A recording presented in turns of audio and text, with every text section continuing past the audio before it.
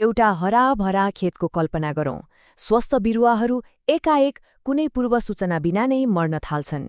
बाहिरबाट हेर्दा सबै ठिकठाक देखिन्छ, न कुनै किराको आक्रमण छ न कुनै बाहिर चोटपटक। आफ्नो यत्रो मिहिनेत रातारात यसरी खेर भएको देख्दा कुन चाहिँ कृषकको मन रुँदैन होला र? तर खासमा यो कुनै जादु टुनामुना होइन। यहाँ एउटा अदृश्य अपराधी लुकेर बसेको छ जसले भित्रभित्रै बिरुवालाई सखा पारिरहेको छ। आजको यस प्रस्तुतिमा हामी वनस्पति विज्ञानको यही रहस्यमय गहिराईमा पुग्नेछौँ। हामी एउटा यस्तो गज्जबको विधिको बारेमा चर्चा गर्नेछौँ जसले खेतमै बसेर यी अदृश्य हत्याराहरूलाई तत्कालै पक्रन मद्दत गर्छ।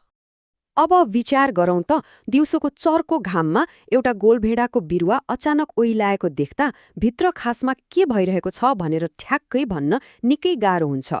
बाहिरबाट देखिने ती ओइलाएका पातहरू त केवल बिरुवाको हारगुहार मात्र हुन्, तर असली युद्ध त माटोमुन्नी लडिरहेको हुन्छ। कि यो ब्याक्टेरिया अर्थात् जीवाणुको निर्मम आक्रमण हो वा कुनै ढुसी अर्थात् फंगसले गरेको विनाश हो? लक्षणहरू यति धेरै उस्तै हुन्छन् कि यसले एउटा ठूलो दुविधा खडा गरिदिन्छ। बाहिरबाट मात्रै हेरेर यो कुन चाहिँ शत्रु हो भनेर छुट्याउन लगभग असम्भव नै हुन्छ। एकातिर छ ब्याक्टेरियल ओइलाउने रोग, जसको मुख्य नाइके राल्स्टोनिया सोलेनासेरम हो, अनि अर्कोतिर छन् ढुसीजन्य ओइलाउने रोगहरू जस्तै फ्युजेरियम वा भर्टिसिलियम।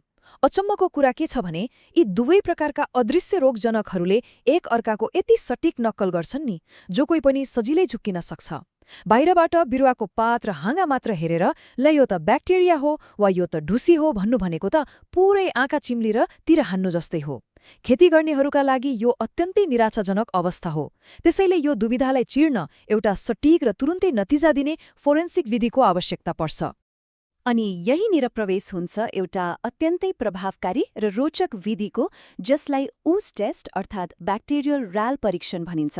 प्रयोगशालामा नमुना पठाएर हफ्तौंसम्म नतिजा कुर्नु भनेको त नतिजा आउँदासम्म पुरै बाली नै सखाप भइसक्नु हो। त्यसैले यो परीक्षणको सबैभन्दा ठूलो खुबी भनेकै यसले प्रयोगशालालाई सिधै खेतको माटोसम्म ल्याइदिन्छ। यसले अत्यन्तै जटिल सूक्ष्मजीव विज्ञानलाई हामीले आफ्नै आँखाले देख्न सक्ने व्यावहारिक प्रमाणमा बदलिदिन्छ। यो त साँच्चै भन्नुपर्दा एउटा जीवन रक्षक विधि नै हो, जसले तत्काल सही कदम चाल्न मद्दत गर्छ। यो परीक्षण गर्नु भनेको कुनै संवेदनशील शल्यक्रिया गर्नु जस्तै हो। यसमा 4वटा एकदमै सरल तर सटिक चरणहरू हुन्छन्। पहिलो, भर्खरै ओइलाउन थालेको ताजा बिरुवा छान्ने। दोस्रो, एउटा सफा र धारिलो चक्कुले माटोको सतहभन्दा करिब 2-3 इन्च माथिबाट डाँठ काट्ने। यहाँ धारिलो चक्कु नै किन चाहियो भने बिरुवाका नसाहरू नकुच्चिउन्।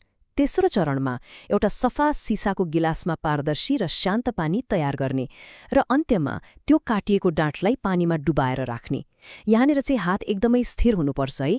अलिकति मात्रै हल्लियो भने पनि निस्कन लागेको त्यो सूक्ष्म प्रमाण बिग्रिन सक्छ। यसरी डाँठलाई पानीमा स्थिर राखिसकेपछि सुरु हुन्छ 1देखि 5 मिनटसम्मको एउटा रोमाञ्चक प्रतीक्षा। यो पर्खाइ भनेको सत्य तथ्य बाहिर आउने मुख्य क्षण हो। यो छोटो समयमा त्यो पानीभित्र सूक्ष्म स्तरमा निकै ठूलो हलचल भइरहेको हुन्छ। बिरुवाको काटिएको भित्री नसा र ताजा पानी बीचको प्रतिक्रिया सुरु हुन्छ। यदि त्यहाँ ब्याक्टेरियाहरू छन् भने तिनीहरू त्यो काटिएको ठाउँमा जम्मा हुन थाल्छन्। यो त्यही रोमाञ्चक समय हो जहाँ एउटा पूर्ण रूपमा अदृश्य जैविक प्रक्रिया नाङ्गो आँखाले देख्न सकिने दृश्यमा परिणत हुँदैछ। यदि त्यो आक्रमणकारी साँच्चै नै ब्याक्टेरिया हो भने पानीभित्र एउटा जादुमय दृश्य देखिन्छ। काटिएको भागबाट तलतिर ठ्याक्कै दूध जस्तो सेतो मसिना धागो जस्ता रेखाहरू बिस्तारै बग्न थाल्छन्। तर झुक्किनु हुँदैन, यो कुनै साधारण तरल पदार्थ होइन। यो त लाखौं करोडौं ब्याक्टेरियल कोषहरू र पोलिस्याकाराइड्सको विशाल फौज हो, जसले एउटा आकार लिइरहेको छ। एउटा सूक्ष्मजीवले यति ठूलो समूह बनाएर हामीले प्रष्टै देख्न सक्ने पदार्थ निर्माण गर्नु भनेको साँच्चै नै विज्ञानको एउटा चमत्कारिक दृश्य हो। यो नै ब्याक्टेरिया उपस्थितिको अकाट्य प्रमाण हो। यो नतिजाको भिन्नता यति स्पष्ट हुन्छ कि जो कोहीले पनि सजिलै बुझ्न सक्छ। एकातिर धुवाँ जस्तै सेतो र्याल पानीमा घुलेको देखिनुले ब्याक्टेरियाकै आक्रमण भएको 100% प्रमाणित गर्छ। तर अर्कोतिर यदि पानी पूर्ण रूपमा सफा नै रह्यो भने नि यसले अनुसन्धानको पूरै दिशा नै मोडिदिन्छ। पानी सफा हुनुको अर्थ हो यसपटक ब्याक्टेरिया निर्दोष छ। यसले हामीलाई सम्भावित ढुसीजन्य रोग वा पानीको चरम अभाव जस्ता अन्य समस्याहरूतर्फ ध्यान दिन सङ्केत गर्छ। हेर्नुस् त, एउटा सानो परीक्षणले सम्पूर्ण बालीको उपचार रणनीतिलाई कसरी पूर्ण रूपमा परिवर्तन गरिदिन सक्छ।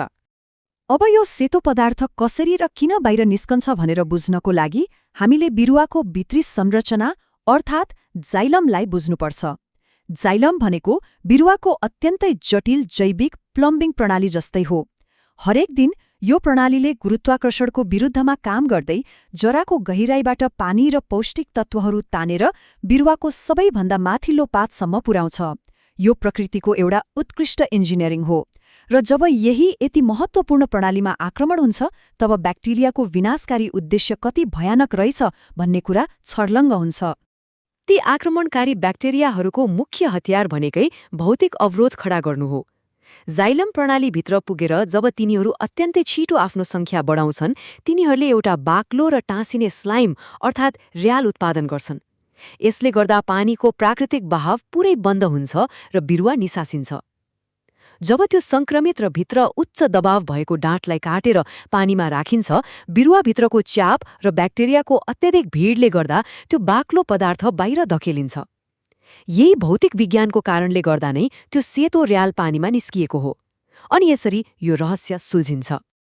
तर एउटा कुरामा एकदमै ध्यान दिनुपर्छ। यो अनुसन्धानलाई सफल बनाउन कुनै अपराध अनुसन्धान स्थललाई सुरक्षित गरे जस्तै कडा नियमहरूको पालना गर्नुपर्छ। जस्तै भर्खरै ओइलाएको ताजा बिरुवा प्रयोग गरिएन भने अन्य कुहिने प्रक्रियाले मुख्य प्रमाण नष्ट गर्न सक्छ।